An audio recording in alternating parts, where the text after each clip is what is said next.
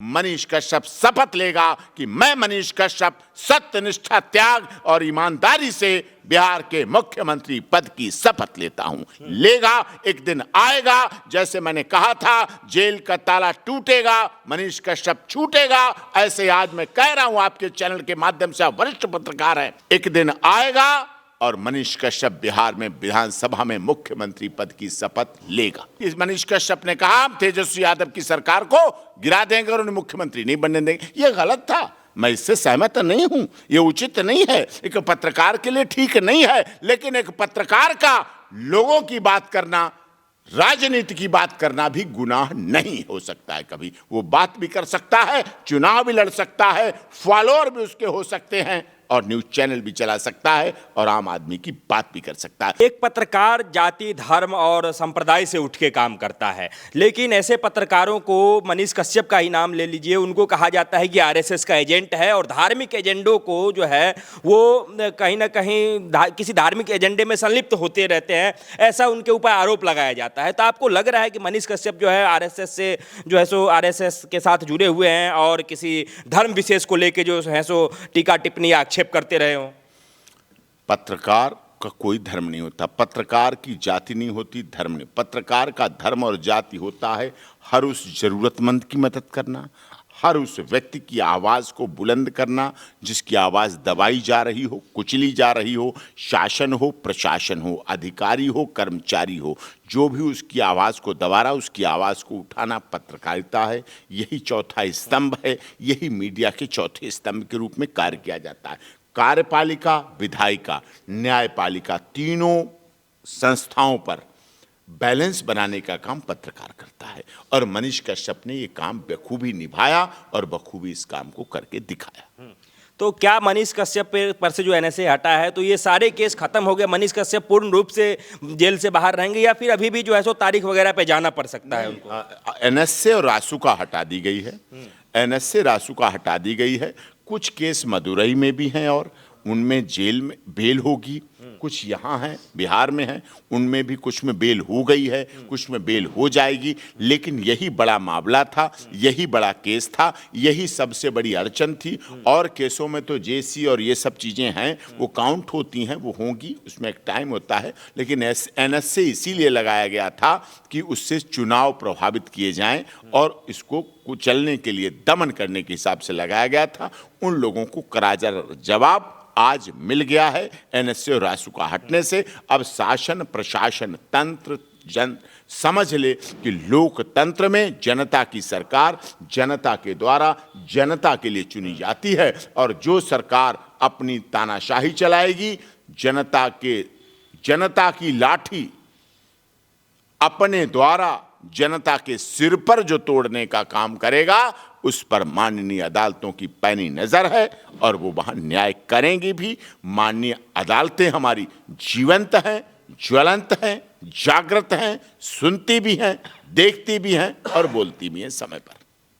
Sir, जिस तरीके से मनीष कश्यप ने स्वतंत्र पत्रकारिता के क्षेत्र में छाप छोड़ा है अपना, क्या लग रहा है कई लोग, बिहार के लोग ये चाह रहे हैं कि वो राजनीतिक क्षेत्र में भी जो है कहीं एक ऊंची जगह पे हों। आपको कैसा लग रहा है कि मनीष कश्यप का राजनीतिक जीवन कैसा होने वाला है? क्या वो कहा था, आज भी फिर कह रहा हूँ, जब बिहार में राबड़ी देवी जी मुख्यमंत्री बनी, नीतीश कुमार जी बने, हमें खुशी है, लालू प्रसाद यादव जी बने, हमें खुशी, जीतन राम मांझी जैसे माननीय मुख्यमंत्री बने, खुशी है। और लोकतंत्र का यही प्यार है कि हर व्यक्ति जो लोकतंत्र की बात को करता है वो बिहार के मुख्यमंत्री और बिहार विधानसभा में मुख्यमंत्री की शपथ लेता है।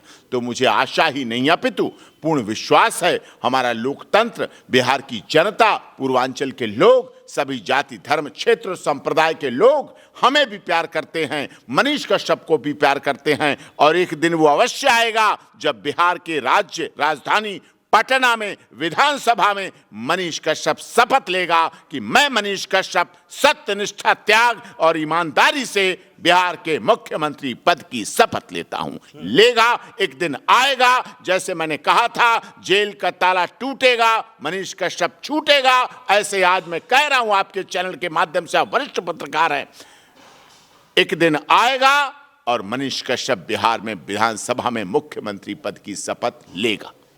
मुख्यमंत्री पद की शपथ लेंगे मनीष कश्यप, लेकिन इन बातों को आप भूल गए हैं जो उनके ऊपर बिहार में आरोप लगाया जाता है कि वो सिर्फ और सिर्फ ब्राह्मणों की और हिंदुओं की राजनीति करते हैं। कैसे बिहार में जो है सो ब्राह्मणों और हिंदुओं की राजनीति करने वाला कोई व्यक्ति जो है सो मुख्यमंत्री बन जाएगा? मैं तो जब से उस पर झूठा केस लगाया तब से उसके लिए आवाज उठा रहा हूं, और मैंने हर मंच, जहां मंच, माला और माइक थी, चाहे वो दुर्गा जागरण हो, चाहे दुर्गा जनसेवा ट्रस्ट का मंच हो, चाहे दशहरा का माध्यम हो, चाहे रामलीला का मैदान हो, चाहे और राजनीतिक मंच हो, चाहे सामाजिक संगठन हो, चाहे एनजीओ हो, जहां कहीं भी मुझे बोलने, अपने विचार व्यक्त करने का अवसर मिला, वहां मैंने मनीष कश्यप की आवाज को उठाने का काम किया, उनकी आवाज को बढ़ाने का काम किया। मैं तो ब्राह्मण नहीं हूं। साहब बताइए, आप हिंदू या सनातन होना अपराध है क्या? ये तो गर्व की बात है कि हम सनातनी हैं, हिंदू हैं, हिंदुस्तान में रहते हैं, और सनातन धर्म से बड़ा तो कोई धर्म है ही नहीं। सनातन धर्म आदिकाल से आया हुआ धर्म है। लेकिन सिर्फ अपने ही बारे में सोचना, अपने ही संप्रदाय के बारे में सोचना कहाँ गर्व की बात हो जाती है? ये गर्व की बात थोड़ी ना है सर। मैंने सीमा सचिन मीना की लड़ाई लड़ी। सीमा सचिन मीना, सीमा तो हैदर थी, हमने सीमा सचिन मीना की लड़ाई लड़ी ना। सोनिया अख्तर तो इस्लाम धर्म को मानती है, बांग्लादेश से आई है, हमने उनकी लड़ाई लड़ी और जीती। सीमा तो पाकिस्तान दुश्मन देश की बेटी थी, हमने, उन्होंने सनातन धर्म ग्रहण किया, हमने उनका साथ दिया, उन्होंने भारत माता की जय बोली, उन्होंने हर घर तिरंगा, घर घर तिरंगा, मेरा माटी मेरा गांव मेरा देश बोला, और कल के माननीय मोदी जी के कार्यक्रम माई युवा भारत की बात की तो हमें भी अच्छा लगा, सबको अच्छा लगा, सारे देश ने स्वीकार किया। हमने तो वो लड़ाई लड़ी, हमने तो किसानों की भी लड़ाई लड़ी, हमने तो हाथरस प्रकरण की भी लड़ाई लड़ी और जीती, हमने तो ब्रजभूषण शरण सिंह की भी लड़ाई लड़ी और जीती, हमने तो जाति भेदभाव का नहीं किया, हमने तो चिन्मयानंद स्वामी जी की लड़ाई लड़ी और जीती, हमने राममूर्ति वर्मा जी की लड़ाई लड़ी सुप्रीम कोर्ट में और जीती, हमने इस देश के तमाम राजनीतिक दलों, सांसदों, विधायक और मंत्रियों की बिना किसी जाति, धर्म, क्षेत्र, भाषा, संप्रदाय को देखे हुए लड़ाई लड़ी और जीती, हमने तो दलित समाज के कितने लोगों की लड़ाई लड़ी और जीती, हमने वैश्य समाज के लोगों की लड़ाई लड़ी। हम लड़ाई को लड़ने के लिए जाति का पैमाना नहीं है, हमारे लिए पैमाना होता है कि उसके साथ अन्याय हो रहा है, अनजस्टिस हो रहा है, तो हम वो लड़ाई लड़ें और भगवान हमारी मदद करता है और हमने वो जीती है। उसमें क्या बात है? अररिया की आरती यादव, छोटू यादव की हमने लड़ाई लड़ी, उसमें वो कहाँ थी ब्राह्मण? आरती यादव थी, छोटू यादव था, परिवार था, लेकिन हमने वो लड़ाई लड़ी और जीती और सबने देखा। सेम सेक्स मैरिज में कहाँ जाती थी? सेम सेक्स मैरिज में तो धर्म भी नहीं था, सेम सेक्स मैरिज तो अननेचुरल सेक्स को बढ़ावा देने वाली बात थी, आप प्राकृतिक संबंधों को महत्व दे रहा था। सेम सेक्स मैरिज अगर लागू होता तो सभी धर्म, क्षेत्र, भाषा, संप्रदाय के लोगों के विवाह के संस्कार खत्म होते। हमने वो सुप्रीम कोर्ट में लड़ाई लड़ी और जीती और सफल हुए, जीती। तो इसमें हमने धर्म जाति की कहां से बात आती है? अब मैं किस धर्म में हूं ये मेरा अपराध नहीं है, ये मेरे लिए गर्व की बात है। मैं किस जाति में जन्म लिया ये मेरे लिए अपराध बोध नहीं है, ये मेरे लिए गर्व की बात है कि हम महाराणा प्रताप के वंशज हैं, जिन्होंने अपने भारत माता की, देश की आन मान शान के लिए घास की रोटियां खाई। हमें तो बहुत कुछ खाने को मिल रहा है, फिर भी हम वो लड़ाई नहीं लड़ेंगे। क्यों नहीं लड़ेंगे? लड़ेंगे और जीतेंगे। यही मनीष कश्यप भी लड़ा और जीता और आगे भी लड़ेगा और जीतेगा। सर, बिहार सरकार और खास करके बिहार सरकार में उप मुख्यमंत्री तेजस्वी यादव पे यह आरोप लगता रहा कि वो मनीष कश्यप के खिलाफ हैं। अगर वो मनीष कश्यप के खिलाफ होते तो क्या आज मनीष कश्यप के ऊपर से एनएसए हटता? क्या वो जेल से बाहर निकलने के इस जो है सो निकलने वाले होते, जो एक आध दिन में निकलने वाले हैं? आपको लग रहा है कि वो खिलाफ थे? वो खिलाफ थे 4 महीने जब मनीष कश्यप को बिहार से ट्रांजिट रिमांड पर तमिलनाडु मदुरई भेजा गया। हमने कोई आपत्ति नहीं की, हमने कहा जाने दीजिए। लेकिन जब वापस बुलाने की आपत्ति आई जरूरत, तो वहां रोक लगाई गई। कहा गया पुलिस प्रोटेक्शन नहीं है, पुलिस नहीं है, हमारी व्यवस्था नहीं है, हमारा लॉ एंड ऑर्डर खराब हो जाएगा। वाह भाई वाह, मीठा मीठा गप गप, कड़वा कड़वा थू थू। लेकिन जनता ने उसे स्वीकार किया और वो मनीष कश्यप जब बिहार की सड़कों पर आया, हमने लाख प्रयास किया, आपने भी देखा। वहाँ के लोकल एडवोकेट को रोजाना एप्लीकेशन भेजना, ये लगाओ, अब ये लगाओ, अब ये एप्लीकेशन लगाओ, आएगा, लाएंगे। वो निराश हो जाते थे बेचारे, लेकिन उन्होंने साथ दिया हमारा, हमने उनका साथ दिया और ज्वाइंट वेंचर के तहत ये काम हुआ और मनीष कश्यप को तमिलनाडु से लाना पड़ा, बेउर जेल रखना पड़ा। आधा घंटे कहीं पटना जेल के बाहर रोक रहे हैं, कहीं वहां रोक रहे हैं, ये सब हुआ, लेकिन सफलता मिली। ये सब क्या बिहार सरकार खिलाफ है इसलिए हुआ? अरे ये तो क्यों नहीं, ये सब दिख रहा था कहीं ना कहीं, तो कुछ ना कुछ तो उनकी मजबूरियां थी। कोई यूं ही तो बेवफा नहीं होता है, उनकी बेवफाई का कारण तो था, और उनकी बेवफाई का कारण था कि मनीष कश्यप ने कहा हम तेजस्वी यादव की सरकार को गिरा देंगे और उन्हें मुख्यमंत्री नहीं बनने देंगे। ये गलत था, मैं इससे सहमत नहीं हूं, ये उचित नहीं है, एक पत्रकार के लिए ठीक नहीं है। लेकिन एक पत्रकार का लोगों की बात करना, राजनीति की बात करना भी गुनाह नहीं हो सकता है। कभी वो बात भी कर सकता है, चुनाव भी लड़ सकता है, फॉलोअर भी उसके हो सकते हैं, और न्यूज चैनल भी चला सकता है, और आम आदमी की बात भी कर सकता है। हाँ, कुछ लोग पत्रकार, कुछ लोग जो पत्रकारिता के नाम पर बदनुमा धब्बा हैं, कुछ ब्लैकमेलिंग करते हैं, एक्सटोरेशन करते हैं, क्योंकि जहां समाज में ऐसे लोग भी हैं, कुछ गलत लोग भी हैं, वो होंगे, लेकिन उनकी वजह से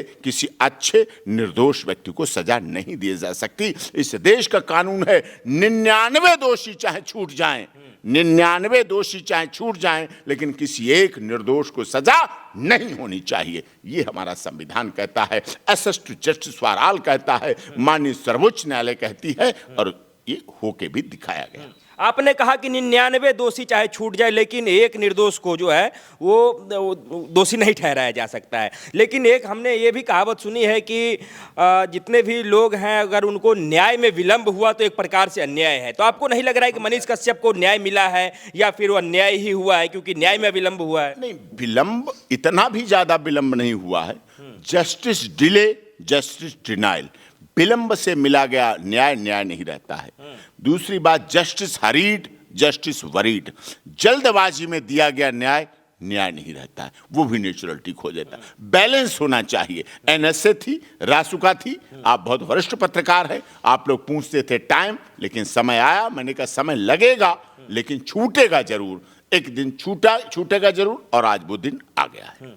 सर, जब कोर्ट रूम में सुनवाई चल रही होगी, मनीष कश्यप के ऊपर से जब एनएसए रासुका हटने की बात कही गई होगी, तो क्या जो है सो कोर्ट रूम का दृश्य रहा होगा? जो जज महोदय हैं वो कैसे उन्होंने कहा होगा, ये थोड़ा सा हमें और हमारे दर्शकों को बताइए। सर्वोच्च न्यायालय भी और ऑनरेबल हाई कोर्ट भी, अभी पीछे केस हुआ था जो पूर्वांचल के राज्यों में महिलाओं के साथ उत्पीड़न हुआ, उसकी पत्रकारों ने कुछ रिपोर्टिंग की थी, उनके ऊपर भी केस लगे, सुप्रीम कोर्ट ने हटाया। इसी तरह से मदुरई की कोर्ट ने भी ये देखा कि इसका आरोप क्या है, क्या इसकी वजह से कोई चींटी मरी, क्या कोई चींटी मरी, कोई जंगली जानवर मरा, इसकी जेल में रहते एनएसए रासुका लगते, तमिलनाडु के माननीय मुख्यमंत्री स्टालिन जी बिहार जब आते हैं, जन्मदिन मनाया जाता है, तो गुलाब के फूलों की पंखड़ियों से लाल कालीन पर उनका स्वागत होता है।